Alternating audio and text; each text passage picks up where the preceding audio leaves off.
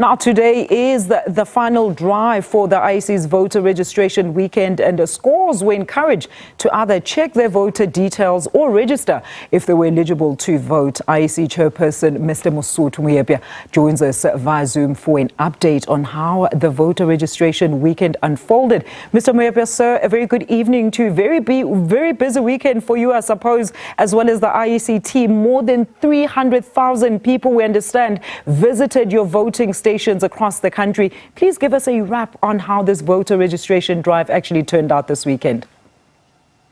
Thank you so much, Alicia, and good evening to our viewers. It has been a very busy weekend indeed. We have closed our stations at 5 this afternoon, a few moments ago. In fact, 2 minutes ago, 3 minutes. I think there may be people still that are in the queue somewhere registering. We will serve them.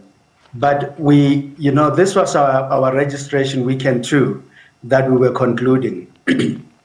And from here on, one can expect that we will be releasing the consolidated results of the registration weekend activity. And we will do so not later than Tuesday, the 6th of February. We do, however, want to really thank you in the media for the work we have undertaken together this weekend, for civil society organizations that have worked very hard to help new voters that needed to register, those that wanted to change addresses, and encouraging them. Faith-based institutions, traditional leaders, political parties themselves, and independent candidates. We really want to thank you for the work that you have done. And I must express our appreciation to the many men and women who served at our voting stations this weekend. We salute them and we thank them for it. Mr. Moepya, how was the youth turnout and new eligible voters that registered? And what can you read into these numbers about voter apathy as well as confidence? Well, I don't know. I think the world over, there are people that you would be challenged to reach and to encourage. We do the same here. I would not really be using strong words to describe them. I accept that there may be very good men and women that have not been able to register this weekend for one reason or the other. For those, the opportunity remains online or at our municipal electoral offices for them to go and register. They can do so between now and the time that the president will be proclaiming an election. I know that South Africans in particular also want to be sped on. They like to rush. Some of us like that rush. And I'm afraid this might be a rush period, and I want to warn them that that period might not be open for too long. Mr. Moepya, but look, did you experience any incidents where and in what sense, and how were those resolved? And those who didn't have a great experience, do they have avenues where they can voice their concerns so as to improve your services in the future? Yes, we do. On this occasion, I must admit, particularly today, we were functional. We had 1 or 2 remote instances. I believe there were about 6 of them in total of communities that were protesting, and in those areas, our stations remained functional, though intermittently. We want to say to South Africans, if you want to express your grievances, by all means, I think our constitution permits that. But it does have an impact on others if they are stopped intentionally by those who have one desire and want to stop others that have a different desire. And that's really what we have seen by and large taking place in the country today.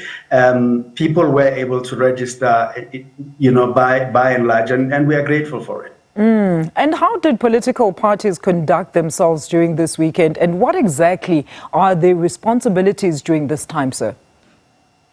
Well, two things. The stakeholders have, by and large, as I said, really been good.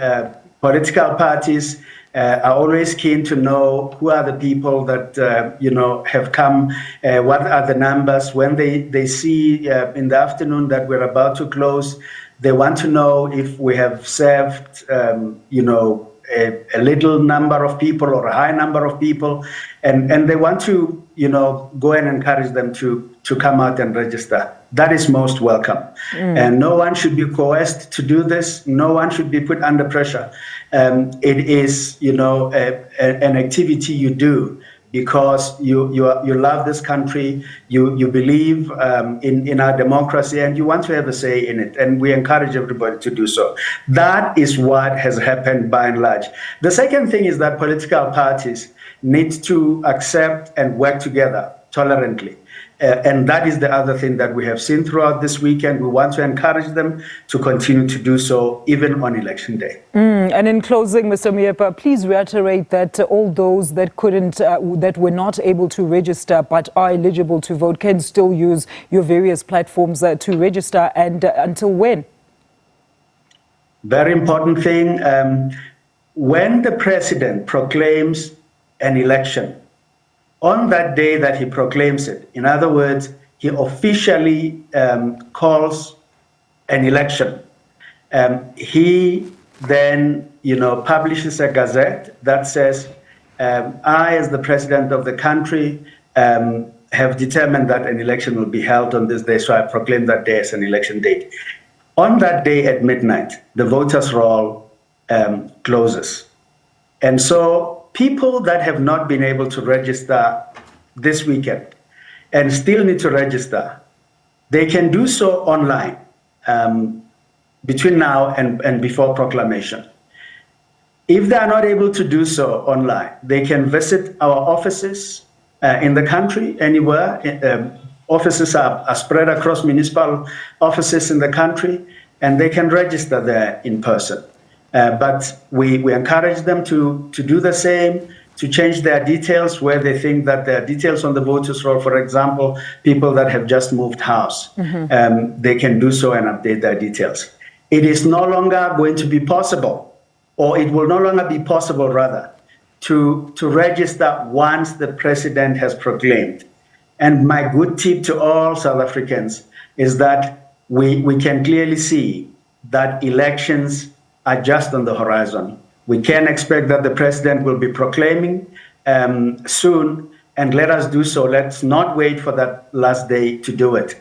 Let's do so in time and be served well. All right, Mr. Moepya, thank you so much for that. That is IEC Chairperson there, Mr. Mosotho Moepya, with a wrap of their final voter registration drive this weekend.